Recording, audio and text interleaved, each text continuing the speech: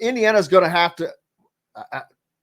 to is not a word I like to use, but they will need to have a solid recruiting class next year. And by solid, I don't mean six deep, because that is, you cannot, I don't think you can bring in six freshmen and be successful.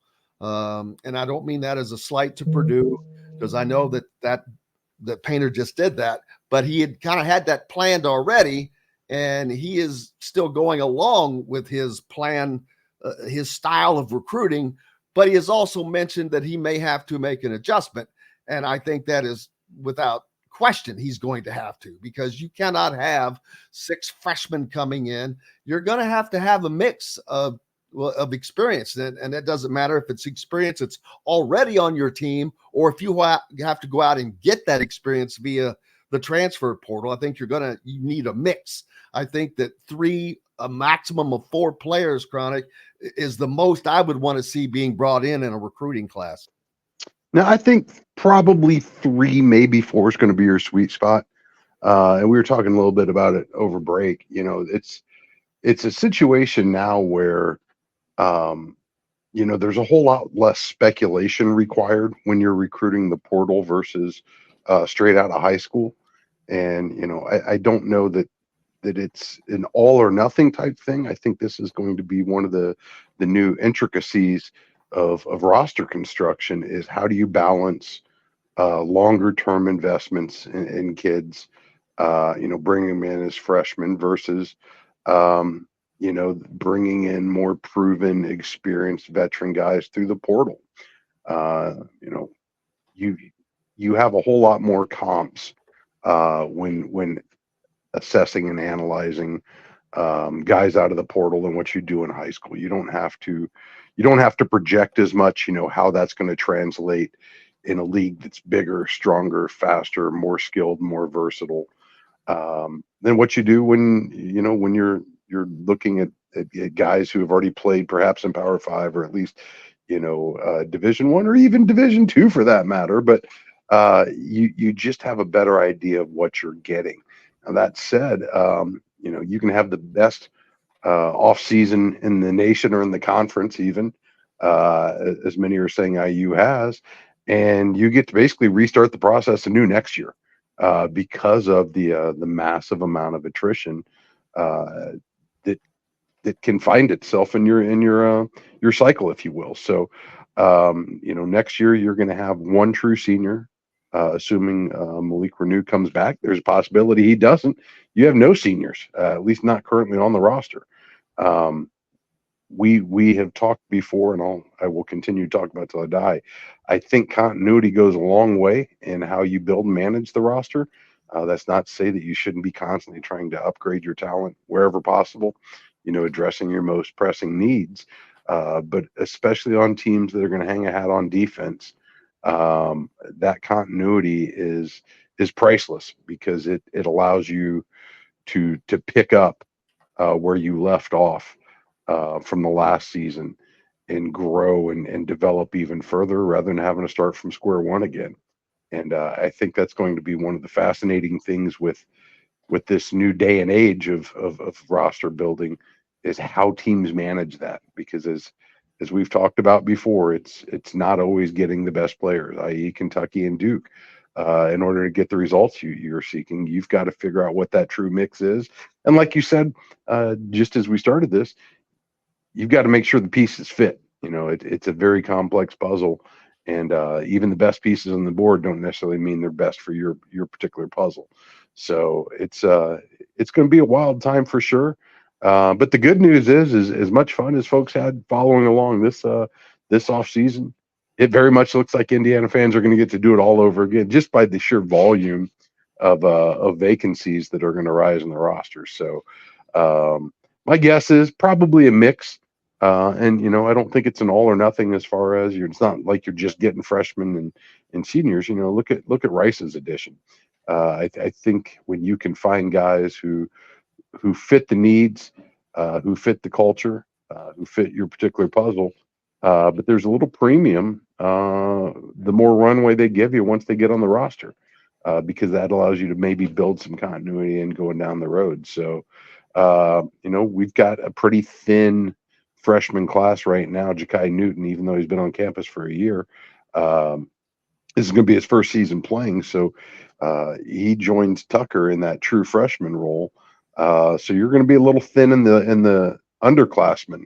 In addition to having a bunch of room for new freshmen if you choose to go that way, um, with the pretty dominant junior class coming in next year. So it's going to be wild to see how it works. But I wouldn't be surprised if you want to get your top guys, and if that falls through, then you've still got options in the portal, as Mike Woodson showed this year.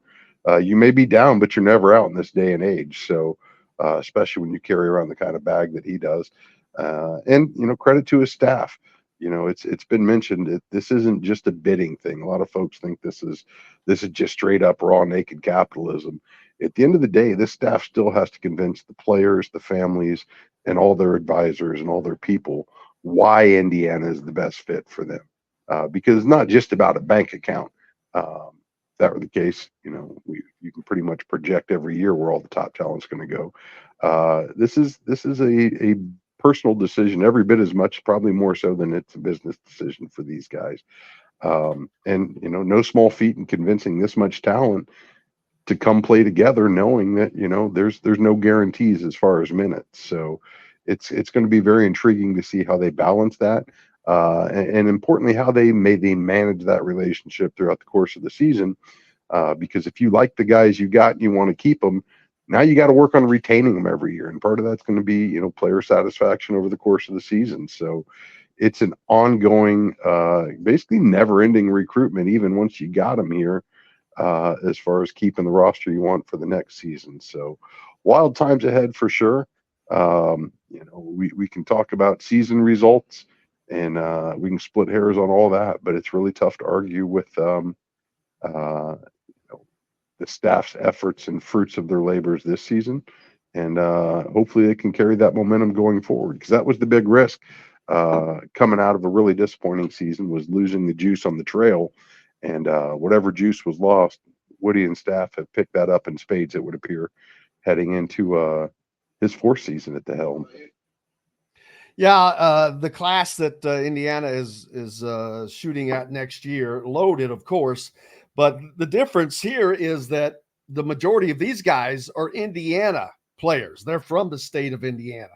Whether I'm talking about Braylon Mullins, who is his recruiting is rising like a bullet, is going straight up. It's going to be interesting to see how much his ranking increases, because it is going to go up. Trent Sisley has had a tremendous season or summer, and has seemed to just continue to get better with each game. And then, of course, Malachi Moreno. They're all on the Indiana Elite team, that they're undefeated in 3 SSB play, the Adidas circuit, at 13-0 on that circuit. Then you've got Jalen Harrelson, of course, the 6'7" big man that plays out in the front court, that had a 21, 22, and 37-point performance this weekend. So these four guys alone, if the likelihood of landing all four of those, not likely, but that's a grand slam, probably number one recruiting class, or potentially top 5, definite, without question, if that could be pulled off. No doubt. And, it's for a state that consistently produces a ton of top talent, especially proportionate to its population. This one is notably loaded. And, I think Indiana fans would be happy if you got any one of those. Obviously, the more you can stack, the better. But as we've said before, when it comes to these Indiana boys, it's a double-edged sword, because if you lose them, chances are you're going to lose them in your backyard. They tend to stay close to home, and you hate to see your top targets end up playing for your opposition. So it's going to be a wild ride for sure. I don't know. A lot of folks love to presuppose that AAU or high school affiliation, inherently means there's going to be a package deal. That is such the rarity as opposed to the norm. I don't put hardly any water in that, but you never know. Stranger things have happened. Look at look at the Montverde connection and the way Indiana was able to harvest quite a bit of talent through that. And let's see if maybe Indiana Elite can't get back to the days of the Indiana Red team and become a pretty solid, reliable pipeline, not just for talent, but some of the best players in the nation. Because we all know it's just what we do here. We grow corn and great basketball players, man. I'm going to have to dig it up, obviously, but I'm wondering, when is the last time an Indiana-based team won, say, either the EYBL championship, if that has happened, or the 3SSB title I'm trying to down? remember. Did Odin and Conley win with? They ran with Spieth. No, who was their I'll have to AAU pull club? it up to see, because there's been so many. Hell, you could just look at Indiana Elite, and there's been so many. But then you add all these others, it's crazy. The Teague brothers that come out of Indiana, the Dwayne's, it just goes so deep. You just mentioned Odin and Conley. It's crazy. But man, this Indiana Elite team, they're for real. They're undefeated on the Adidas circuit, and they won their first game in Texas this weekend on Friday by like 50, and that is no joke. They held the team to, I think, like 35 points. They scored 80, and let's see, Braylon Mullins, 6 of 6 behind the arc, 8 of 10 from the field overall for 80%. And you just, like I said, Trent Sisley is doing what he does. And it's just, these are solid in-state players that, you if you're a fan, you certainly want to see them play in state, but you want to see them play on your team, because that gets you back to a little piece of how things used to be. It doesn't matter about the other parts that go with it. It just kind of brings in a little bit. I know for the fans of Indiana, long for that, how it used to be, and that's not going to happen. But this can bring you a little closer by having these guys that are from Heritage Hills or wherever they're playing inside of the borders of Indiana. Yeah, so I got tracked. It was Spieth Cindy Jim Reds, by the way. Say that again. I got caught in a Google rabbit hole looking at old AAU teams in the past, trying to answer your query. No,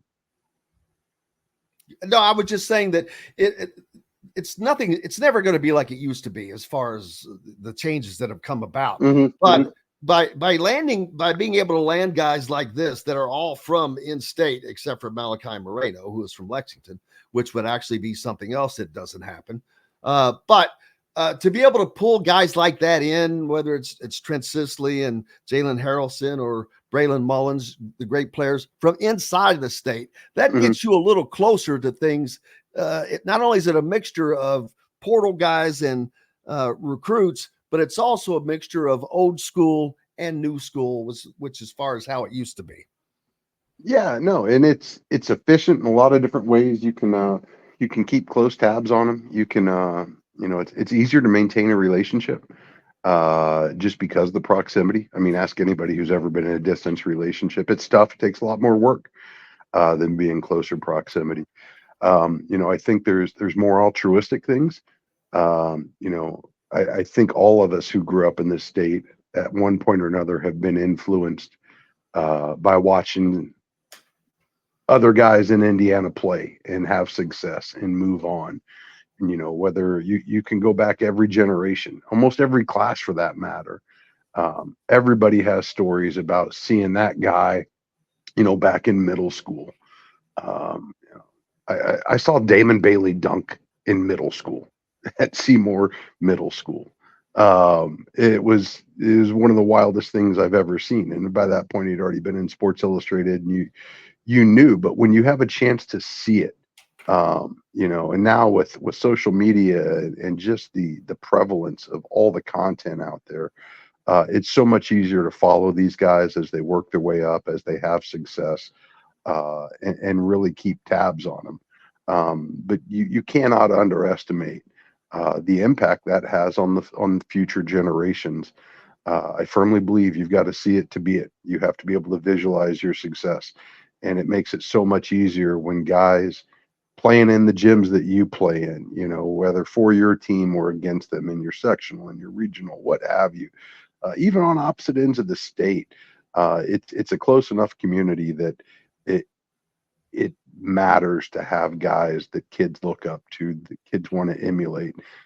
Think no further than that photo of Jared Jeffries and a young Jordan Holes, and then fast forward and there is a young Anthony Leal with an older Jordan Holes. And every time I see photos of Anthony taking pictures with the kids after games or at the events that they all participate in, you've got to wonder who's the next kid to keep that circle going, because it's out there. It's very much, I promise you, as sure as the sun's going to rise, you're going to see a future Indiana basketball player down the road post a childhood picture with Anthony Leal in college. It's just the way things work, and it's the natural order. So that matters. It does.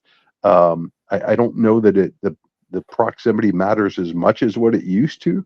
With streaming and all the different ways that you can follow teams across the country.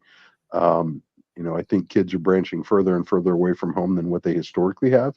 But that trend still tracks pretty strong statistically. The kids are going to stay within a reasonably close distance to home. They want their friends and their family members to be able to follow them. It's not that that's a hard and fast rule, but that just tends to guide a lot of them. So you've got that working in your favor.